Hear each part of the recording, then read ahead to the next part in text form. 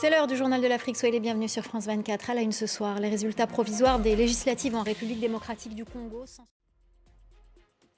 L'UDPS rafle donc la majorité des sièges au Parlement en République démocratique du Congo. Le parti du président Tshisekedi a obtenu 69 sièges sur 477 attribués.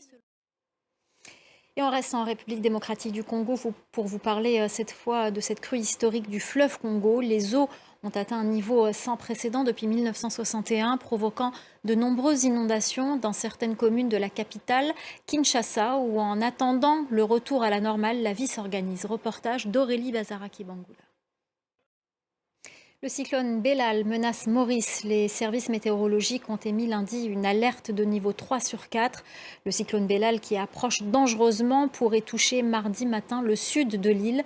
L'œil du cyclone a touché ce matin l'île voisine de la Réunion, faisant un mort. Dorothée Oléry. Aux Comores, au lendemain du premier tour de l'élection présidentielle, plusieurs incidents ont été signalés lundi sur les îles de Anjouan. Les autorités nigériennes s'expriment sur la bavure qui a coûté la vie à des dizaines de civils près de Tayawa, dans le sud-ouest du pays. Une bavure survenue lors d'une opération antiterroriste.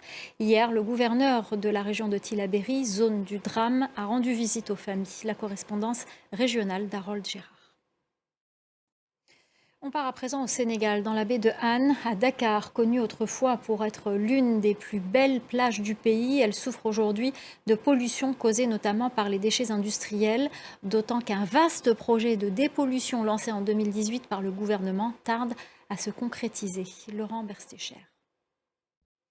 Et avant de refermer ce journal, on vous parle bien évidemment football. Le Sénégal a assumé son statut de favori en battant la Gambie 3-0 avec un doublé du jeune Lamine Camara. C'était ce lundi à Yamoussoukro. Les réactions à Dakar avec Elie Mandao. Et on va bien évidemment sur le Sénégal. On en vient à la rencontre Cameroun-Guinée. Les Lions indomptables ne sont pas parvenus à faire la différence face à... Enfin, l'Algérie affronte en ce moment l'Angola. Les Fennecs mènent 1-0 à la mi-temps. But à la 18e minute de Bardad Boujna. Et on se quitte sur ces belles images des festivités du Nouvel An berbère à Rabat au Maroc.